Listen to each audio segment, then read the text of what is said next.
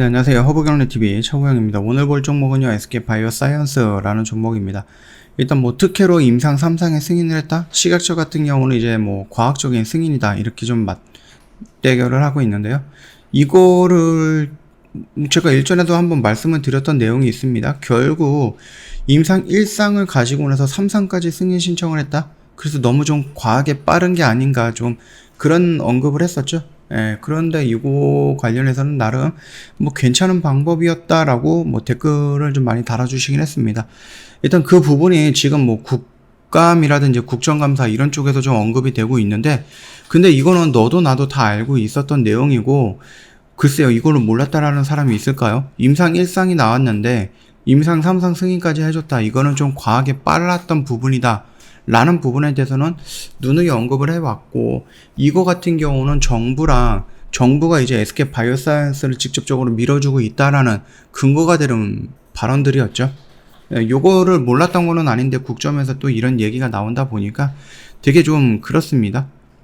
이분들은 그냥 뭐 백신도 느리다, 그 치료제도 느리다, 그러면서 뭐 도움을 주는 거는 없는데 계속해서 뭐 기업에서 뭐 해야 된다 막 이런 식으로만 얘기하다 보니까 답답할 뿐입니다.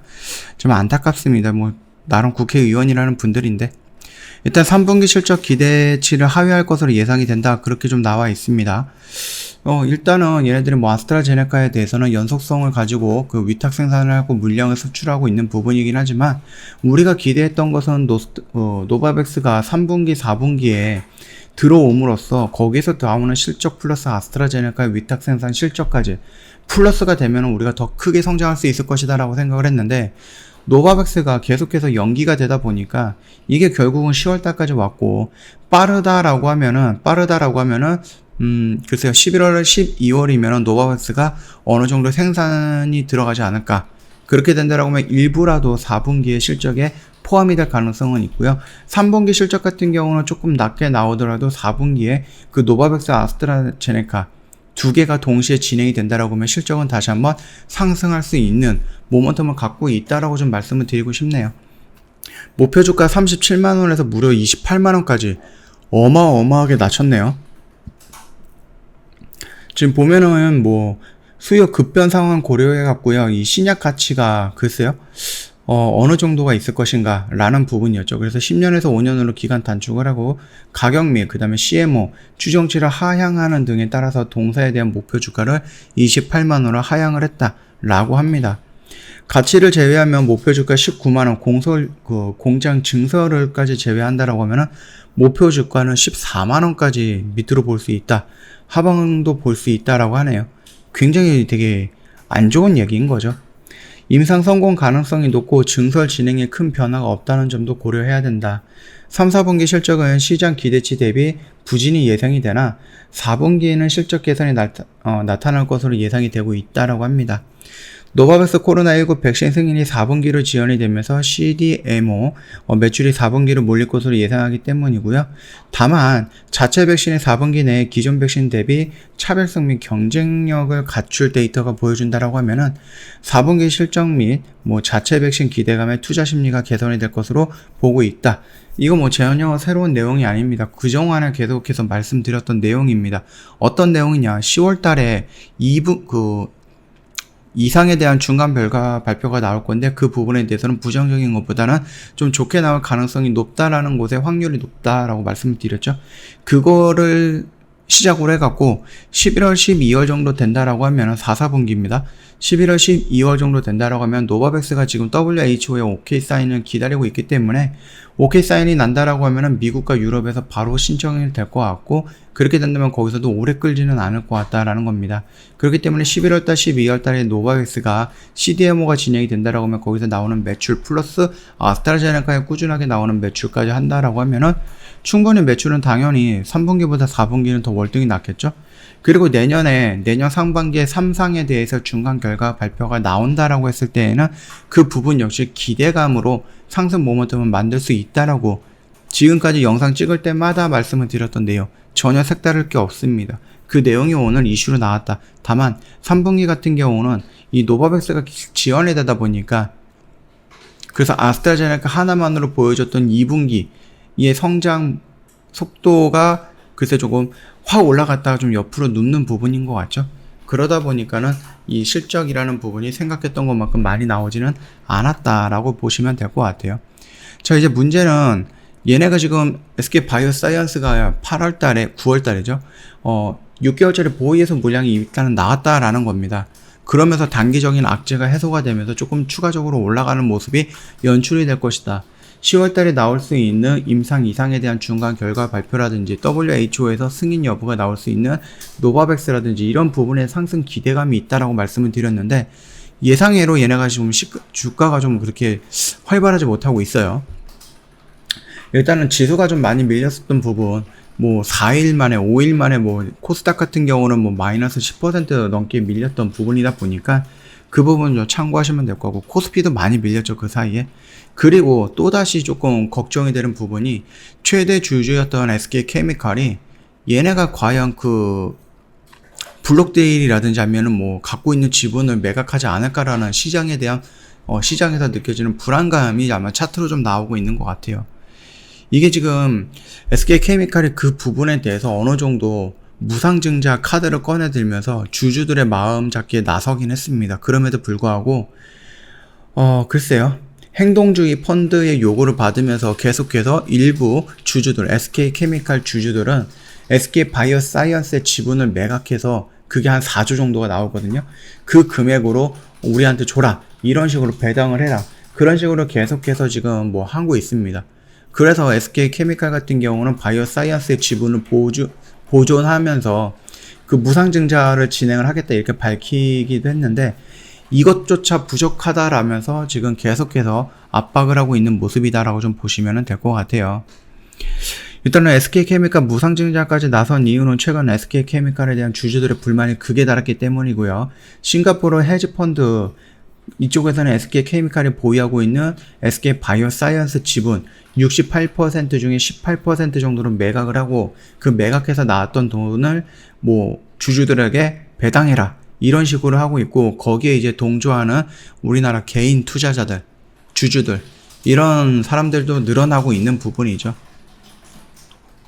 그래서 케미칼의 별다른 보행을, 왜냐면 이 헤지펀드 같은 경우는 그렇게 지분이 많지 않습니다. 한 5% 정도밖에 안 되기 때문에 뭐 SK케미칼 대주주가 싫다 그러면은 뭐 묵살할 수 있는 부분이긴 합니다. 일단은 SK케미칼 같은 경우는 소액 주주들에게 메일을 보내요. 그래서 보유 주식을 알려달라고 요청을 했고, 그걸 가지고 힘을 합쳐서 뭔가를 터치를 하겠다고 하는데 글쎄요. 잘 보세요. SK 바이오사이언스의 최대 주주는 SK케미칼이고요. SK케미칼의 최대 주주는 SK디스커버리입니다. 지분만 따진다라고 보면은요, 전혀 그들의 주장을 따라줄 필요가 없어요. 충분히 본다라고 하면 국민연금이라든지 아니면 SK디스커버리에서 지분율을 갖고 있는 게 40%가 넘기 때문에 뭐 0.1% 아니면 0.00001% 이런 지분을 모아갖고 싸운다라고 한들 대주주를 이길 수는 없다라는 부분이고요. 이 SK케미칼의 최상단에 있는 SK디스커버리는 케미칼의 지분을 국민연금공단이라든지 이렇게 합치면은 50%가 넘기 때문에 이 헤지펀드의 요구를 굳이 우리가 들어줄 필요는 없다라고 생각을 합니다. 그렇기 때문에 SK케미칼 같은 경우는 바이오사이언스에 물량을 내다 던지기보다는 그냥 무상증자를 함으로써 조금 더 하는 분위기죠. 예, 그럼에도 불구하고 글쎄요, 이제 소액 주주들이라든지 아니면 그 헤지펀드 입장에서는 SK케미칼에 대해서 압박을 계속해서 이어나갈 것이다라고 좀 보고 있습니다.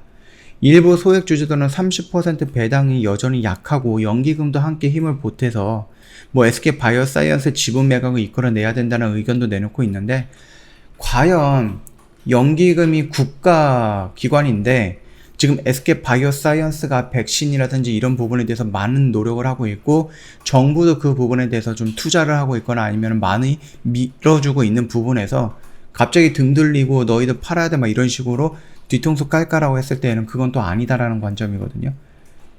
일단은 그럼에도 불구하고 지금 시장에서는 SK바이오사이언스의 주주들은 살짝 불안한 거예요.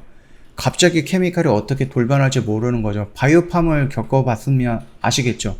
1조 1천억에서 1조 2천억 정도의 블록들이 한번 형성이 되고 나서 반년이 지났는데도 아직도 그거를 회복하지 못하고 있습니다. 그러다 보니까 SK케미칼이 갑자기 물량을 던진다라고 했을 때 바이오사이언스가 얼마만큼 밀릴 것인가라는 불안감은 여전히 있다. 그리고 그 부분이 시장에서 반영이 되고 있는 게 아닌가라고 생각을 합니다. 그래서 우리가 단순하게 보호 예소 물량이 풀리고 나면은 어느 정도 조정을 받고 다시 한번 이슈들이 계속해서 매달 나와 있으니까 그 이슈라든지 이벤트 부분에 대해서 상승 모멘텀을 형성하고 올라갈 것이다 라고 생각을 했던 부분이었으나 뜻하지 않게 이렇게 좀 밀리고 있습니다. 그럼에도 불구하고 여전히 우리는 이 박스권 안에서 기다리고 있었던 구간이기 때문에 크게 걱정할 건 없다라고 생각을 하고 요거는 좀 기회다 그런 관점으로 접근하면 될 것 같고요. 이 라인에서 분명히 들어가셨던 회원님들이 있을 거예요. 왜냐면 제가 이 라인에서 여기서 좀 정리해라, 밑으로 밀려면 여기서 또 사라, 올라가면 여기서 좀 정리해라, 그런 식으로 언급을 해드렸습니다. 그럼에도 불구하고 임상 3상이다, 토종 백신이다, 노바백스다 막 이런 얘기를 하면서 어차피 여기까지 갈 건데 굳이 뭐 그렇게 할 필요가 있느냐 라고 하시는 분들도 많이 있었고요. 뭐 여기까지 떨어질 거라고 말씀을 하셨던 회원님도 거의 없을 겁니다. 예, 그 점 참고하시면 될 것 같고요. 제가 이렇게 잡았을 때도 댓글로다가 너무 낮은 가격으로 잡은 거 아니냐 그렇게 좀 말씀을 하시는 분들도 많이 있었지만 결국은 왔잖아요. 예, 주가는 끝없이 상승할 수는 없습니다. 중간에 뭐 조정이 있을 수도 있고 그 조정이 깊어질 수도 있고 아니면은 조정이 뭐 얕게 왔다 갈 수도 있는 부분이고, 이거는 우리가 예상했던 것보다 살짝 조금 깊어지는 부분이고, 이런 부분은 조금 기회가 될 수 있다. 저는 그렇게 보고 있으니까 참고해 주시면 될 것 같고요. 다만 우리가 좀 기다리고 있었던 호재가 아니라 악재가 나온다라고 했을 땐 그때는 이제 뒤 돌아보지 말고 물량을 좀 가볍게 가야 된다. 그렇게 좀 말씀을 드리겠습니다. 악재라는 게 뭔가요? 노바백스가 WHO에서 또다시 승인이 안다는 거. 그러면 또다시 내년으로 연기가 될 거고, 그러면 우리가 4분기에 생각했던 실적의 상승은 없는 부분이 되겠죠. 자, 두 번째는 아스트라제네카가 주주들이 그렇게 얘기합니다. 백신은 우리 영역이 아닌 것 같다. 그러니까 백신 사업을 접어도 될 것 같다. 이런 식으로 언급을 하고 있기 때문에 이게 어떻게 결론이 날지는 잘 모르겠습니다만, 일단 주주들 입장에서 그런 언급이 되었다라는 것 자체가 아스트라제네카에 대해서는 불확실성을 가지고 가는 부분이다 라고 생각을 하시면 될 것 같아요. 물론 뭐 부스터 샷이라든지 뭐 이런 부분에 대해서 계속해서 승인이 나오고 아직까지 SK바이오사이언스에서 물량이 계속 줄어들거나 그런 거는 아니거든요. 생산하는 물량이. 그러다 보니까는 이거는 그냥 잠깐 스쳐 지나가는 바람이다라고 하지만은 그 바람이 어떻게 변경이 될지 모르니까 이 부분도 꼭 우리가 좀 주의를 해 봐야 되는 부분이고요. 세 번째는 임상 2상에 대해서 결과 발표가 나올 건데, 이게 우리가 생각했던 안정성이라든지 효능성이 생각 이상으로 나오지 않고 예상했던 것보다 더 적게 나온다라고 했을 때에는 단기간에 악재로 반영할 수 있겠죠. 임상 3상 진행을 하고 있는 부분이긴 하지만. 그러니까 이 정도 세 가지 악재 정도를 좀 보고, 네 가지 악재네요. SK케미칼의 매도 물량이 나올 수 있을지 안 나올지 그 부분까지 본다라고 하면은 이 네 가지 중에 하나라도 나온다라고 했을 때는 조금 빠르게 대응을 하는 것도 나쁜 방법은 아니고 나쁜 대응은 아니다라 저는 그렇게 보고 있으니까 참고하시겠고요. 일단은 그 부분에 대해서는 뭐 확정된 거는 없고 지금까지는 기대감이 더 높습니다. 그쵸? 위로 올라갈 수 있는 확률이 더 높다라는 판단 하에 지금 가격대면 그렇게 부담이 되는 가격대는 아니다. 그렇게 좀 말씀을 드리도록 하겠습니다. 저 허브경제TV 홈페이지 놀러 오시면 카톡 친구 추가하는 방법 그림으로 올려놓은 게 있습니다. 어렵지 않게 이렇게 쉽게 올려놨으니까 카톡 친구 추가하시면 될 것 같고요. 친구 추가하시면 저희가 무료로 제공해드리고 있는 여러가지 혜택들 중에 3분 허브 리핑이라는 영상이 있는데, 시황 브리핑, 제로 브리핑 또는 지금 시장에서 우리가 좀 봐야 되는 종목군들이 뭐가 있는지 간단 명료하게 설명을 해놨기 때문에 시장을 보는 데 있어서 충분히 도움이 될 만한 영상이다 라고 생각을 합니다.